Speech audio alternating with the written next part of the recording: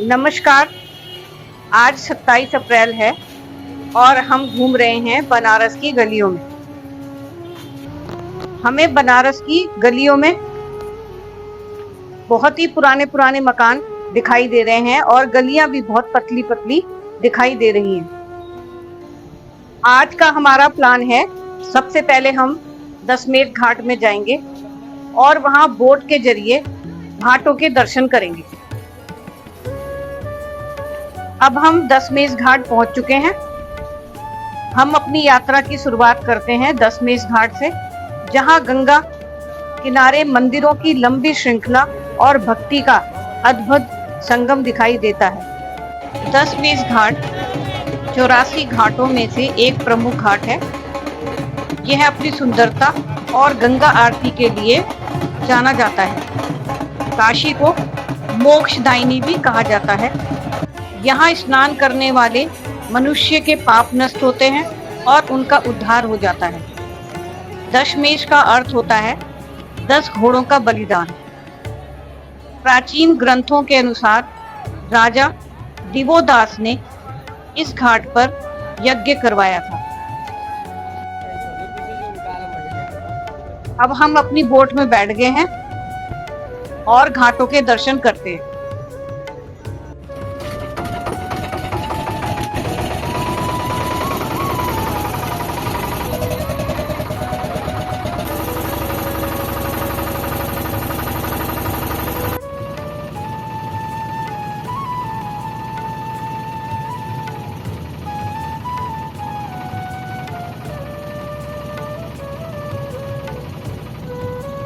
दशमेश घाट से आगे बढ़ते ही सबसे पहला घाट अहिल्याबाई घाट आता है।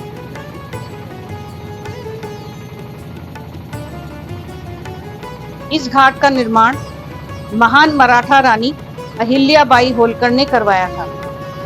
यह घाट अपनी भव्य इमारतों और शांत वातावरण के लिए जाना जाता है और यहाँ से गंगा का दृश्य बहुत ही सुंदर दिखाई देता है।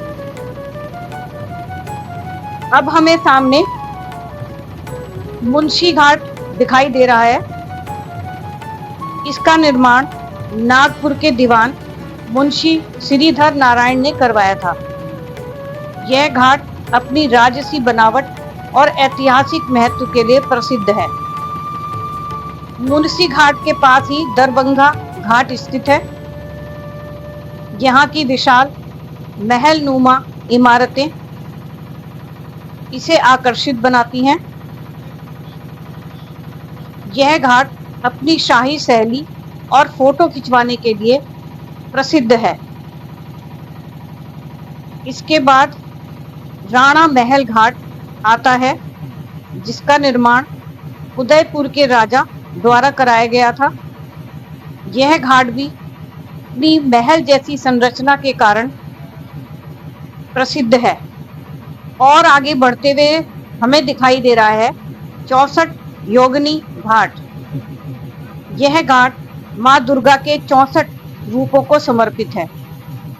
यह स्थान तांत्रिक साधना और धार्मिक दृष्टि से भी महत्वपूर्ण स्थान माना जाता है।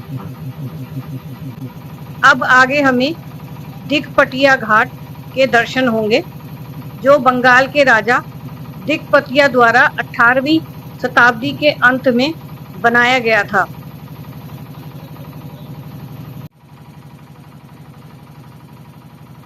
अब हमें पांडे घाट दिखाई दे रहा है। यह अपने शांत वातावरण के लिए जाना जाता है। इस घाट पर भगवान शिव का एक छोटा सा मंदिर है और ऐसा माना जाता है कि यहाँ गंगा के पवित्र जल में स्नान करने से कई बीमारियों का निवारण होता है। अब हमें राजा घाट देखने को मिलेगा, जिसे पहले अमृतराव घाट के नाम से भी जाना जाता था। गंगा नदी के तट पर स्थित एक बेहद प्राचीन और ऐतिहासिक स्थल है।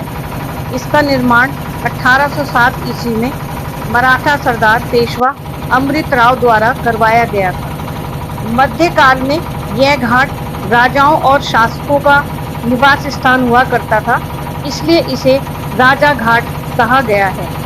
राजा घाट के बाद हमें मानसरोवर घाट के दर्शन होंगे। स्थानीय लोगों का मानना है कि इस कुंड का जल तिब्बत की मानसरोवर झील के समान ही पुण्य और पवित्रता से परिपूर्ण है। इसी कारण इस घाट का नाम मानसरोवर पड़ा। मानसरोवर घाट पर अनेक सांस्कृतिक और धार्मिक गतिविधियां होती हैं।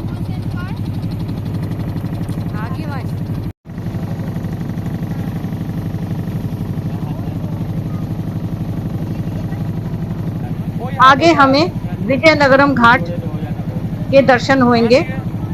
इस घाट का नाम दक्षिण के राज परिवार विजयनगर के शासकों के नाम पर रखा गया है, जिसकी शक्ति, धन और आदर ने कभी दूर दराज के शहरों और पवित्र स्थलों को आकार दिया था। इसका निर्माण आंध्र प्रदेश के विजयनगरम के राजा ने 1880 ईस्वी में करवाया था, जिन्होंने इस घाट पर स्थित विशाल महल को स्वामी करपात्री नामक एक संत को दान कर दिया था।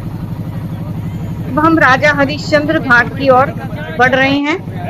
यह घाट बनारस के सबसे प्राचीन और पवित्र घाटों में से एक है। यह घाट अपनी अखंड जलती चिताएं और मोक्ष की आस्था के लिए प्रसिद्ध है। यहाँ जीवन और मृत्यु का अद्भुत संगम देखने को मिलता है। राजा हरिश्चंद्र ने सत्य की रक्षा के लिए सब कुछ त्याग कर दिया था। उन्होंने इसी स्थान पर शमशान में काम किया था और अपने पुत्र का दाह संस्कार भी किया था। उनकी सत्यनिष्ठा से प्रसन्न होकर देवताओं ने उन्हें उनका राज्य लौटा दिया था। यह घाट सत्य, त्याग और कर्म का प्रतीक माना जाता है। गंगा की शांत लहरों पर तैरती हुई यह हमारी नाव और चारों ओर फैला हुआ बनारस का अलौकिक सौंदर्य। घाटों के बीच से गुजरते हुए ऐसा लगता है जैसे हर किनारा कोई कहानी सुना रहा हो। नींबू वाली चाय सर। अरे एक चाय पी कर देखिए, नींबू की चाय सर। Lemon tea. उधर जा। अब हम दशमेश घाट के दूसरे छोर पर हैं। यहाँ पर बोट में नहाने की सुविधाएं हैं, तो यहाँ पर श्रद्धालु जन जो हैं वो स्नान कर रहे हैं और आधा घंटा यहाँ पर बोट रुकेगी। ऊंट वगैरह की सवारी की भी यहाँ व्यवस्था है। यहाँ पर आकर हमें बहुत अच्छा लग रहा है। तो चलिए देखिए, आप भी हमारे साथ दर्शन कीजिए इस महान तीर्थ स्थल के।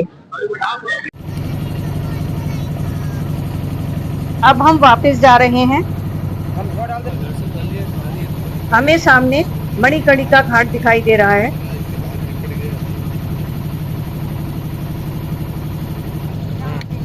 बनारस का यह सबसे प्राचीन प्रसिद्ध शमशान घाट है।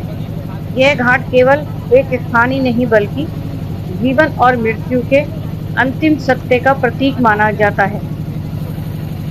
कहा जाता है कि जब भगवान शिवा और माता पार्वती यहाँ स्नान कर रहे थे, तब माता पार्वती का मणि कुंडल यहाँ पर गिर गया था। उसी मणि और कर्ण से इस घाट का नाम मणिकर्णिका पड़ा। एक और मान्यता के अनुसार स्वयं भगवान शिव यहाँ मरने वाले व्यक्ति के कान में मोक्ष मंत्र देते हैं। यहाँ कभी भी चिता की आग बुझती नहीं है। दिन रात लगातार अंतिम संस्कार होते रहते हैं।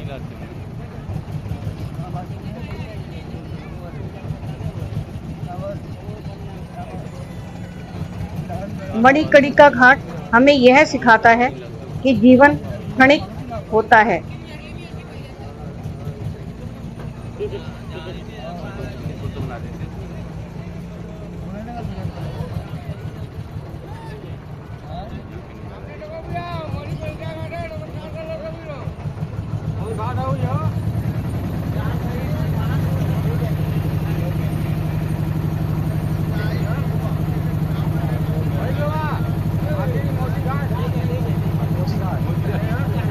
यह हमें सामने नमो घाट दिखाई दे रहा है। इस घाट पर नमस्ते की मुद्रा में विशाल काय मूर्तियों के अलावा आधुनिक पर्यटकों की सुविधा मौजूद है। यह सुंदर और आधुनिक घाटों में से एक है। बनारस सिर्फ एक शहर ही नहीं, यह एक एहसास है, एक अनुभव है। यहाँ जीवन और मृत्यु दोनों ही एक ही किनारे पर मिलते हैं। जहाँ एक और आरती की रोशनी है तो दूसरी ओर मोक्ष की अग्नि है। यहाँ हर गली में इतिहास बसता है और हर घाट पर आस्था का वास है। बनारस की यही खासियत है, यह आपको सिर्फ दृश्य ही नहीं दिखाता, बल्कि आपको भीतर तक छू जाता है। यहाँ आकर समय जैसे ठहर सा जाता है और इंसान खुद से जुड़ जाता है। हमारी बनारस की यह यात्रा यहीं पे समाप्त होती है। यह वीडियो देखने के लिए आपका धन्यवाद। फिर मिलेंगे, तब तक के लिए नमस्कार।